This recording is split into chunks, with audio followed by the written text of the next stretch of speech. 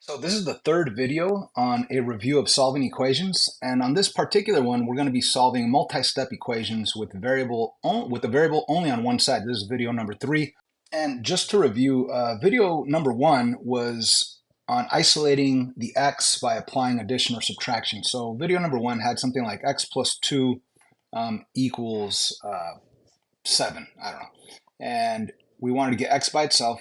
To get rid of this plus 2, we would have to do the opposite, the inverse operation, which is a minus 2. What you do to one side, do to the other, and your final answer will be x equals 5. That was video 1, where we got rid of subtraction with addition, or where we got rid of addition with subtraction. Video 2 is where we had multiplication and division, and we would apply the inverse of those, right, to get rid of whatever multiplication or division we had. And on some of those, we even had both situations, like let's say 2/3 x equals 4. So you really have the division of 3 that you want to get rid of. And how do we get rid of that? We get rid of that by doing the inverse operation of dividing by 3, which is multiplying by 3. What I do to one side, I do to the other. Those 3's cancel out. I have a 2x left over equaling 12, which is really saying 2 times x equals 12. And the way to get rid of multiplication is to do the inverse, which is division. And what you do to one side, do to the other. Therefore, x equals 6. So that was video number 2. So just to reiterate, this was video 1, this is video 2, and today we're doing video 3. And what is video 3? Where we combine these, right? Where we have everything, where we have to apply addition or subtraction or multiplication and or division. So we're going to have something like this, like let's say 2/3, and how about plus 4 equals, let's say, 8. Yeah, sure, why not? So we solve equations exactly the way we did before. You want to get x by itself, and x is clearly on the left side of the equal sign. But there's a 2/3 that you want to get rid of and the 4 that you want to get rid of. So the main point on this video is that it's wise to get rid of the 4 first. And how could you remember that? Well, remember, x is what's important. 2/3 is with the x, kind of important. The 4 is all by itself. You could get rid of that 4, right? It's really easy to get rid of a plus 4. Just like it was easy to get rid of this plus 2 over here, it's really easy to get rid of a plus 4 by subtracting 4. And what you do to one side, you must do to the other. And of course, you will have a 2/3 x.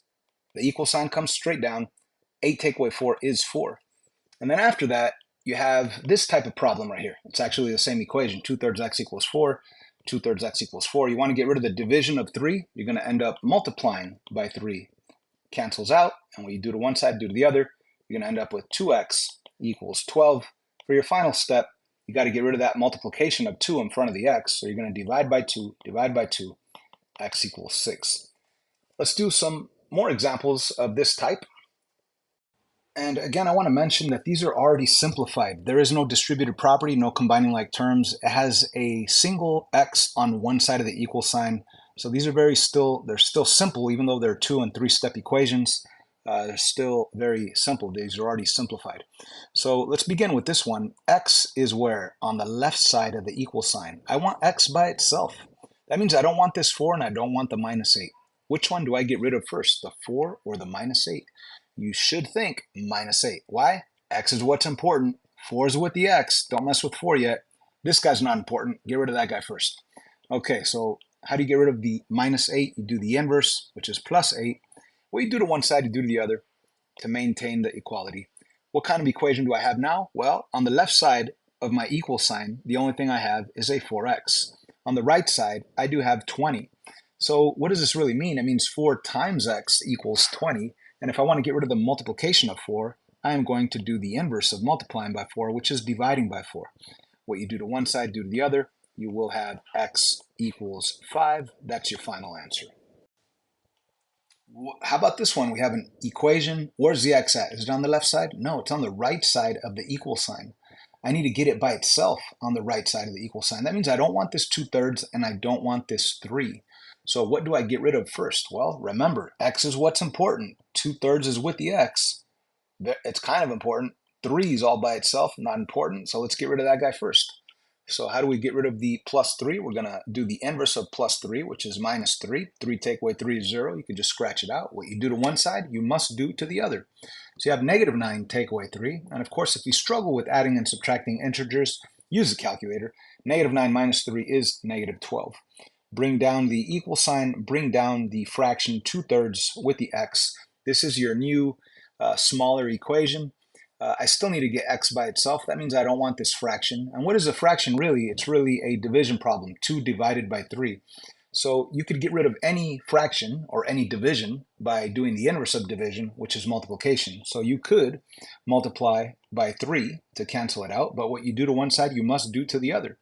So again, if you struggle, use a calculator. Negative 12 times 3 is negative 36. And bring down the equal sign and bring down whatever is left over. And of course, we have a 2 and an x right there, so that's a 2x left over.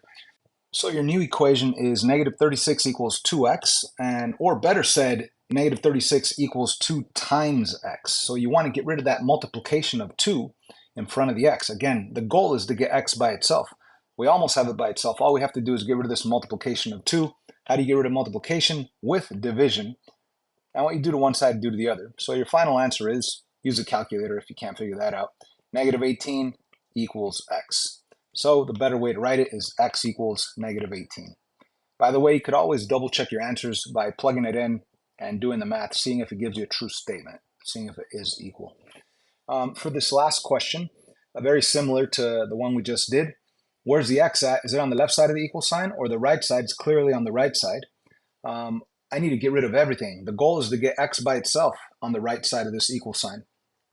So what should we get rid of first? Again, x is what's important. Don't mess with x right now. 2/7 is with the x, or better said, negative 2/7 is with the x, kind of important. Don't mess with that right now. 15 is all by itself, so get rid of that 15 first.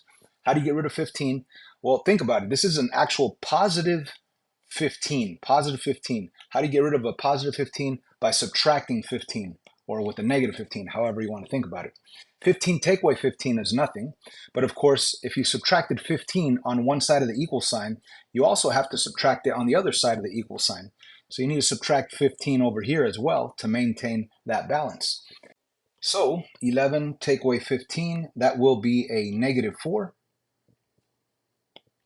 Bring down the equal sign. So you have negative 4 equals, what's left over on the right side? We have a negative 2 over 7x. So let's bring that down, negative 2 over 7x. Now you do have the option of putting that negative sign up on the numerator the way I did here, negative 2. Don't put it on the denominator, even though you could technically, and definitely don't put it on both. So I'm going to move that negative up to become part of that 2. So that's a negative 2 divided by 7 with an x at the end. So how do I get rid of a fraction? I multiply by the denominator, in this case 7. So we're going to go times 7, and when you do to one side, do to the other, times 7. So we're going to end up with negative 4 times 7 on the left side, that's negative 28, equals, the 7's do cancel out, and I end up with a negative 2x left over, negative 2x left over. Okay, so my final step here is to get this x by itself, which means I don't want the negative 2 in front. Now, that does not say x minus 2, all right? So I'm not going to get rid of a minus 2 with a plus 2. What does that really say? It says negative 2 times x. So I need to recognize that I need to get rid of the multiplication of negative 2 by doing the inverse of multiplying, which is division of that same value, divide by negative 2. So on the left side, negative 28 divided by negative 2, we should remember that a negative divided by a negative is a positive. And if you don't, go ahead and use a calculator. 28 divided by 2 is 14. Let me write it over here. 14 equals, and of course the negative 2 is canceled out, so you have x. So 14 equals x. Better said, x equals 14. And again, if you wanted to double check your answer, all you have to do is plug in the 14 right there. And a fraction times 14, you could multiply 2 times 14, get 28 up on top. 28 divided by 7 is 4, and then 15 take away 4 really is 11. You could also double check that with a calculator. I hope this helps. On the next video, we'll be having equations that have an x on both sides of the equal sign, a variable on both sides. So on all these, the x was only on the left side of the equal sign. X was on the right side of the equal sign. X was on the right side of the equal sign. On the next video, video 4, we'll have x's on both sides of the equal sign. See you then.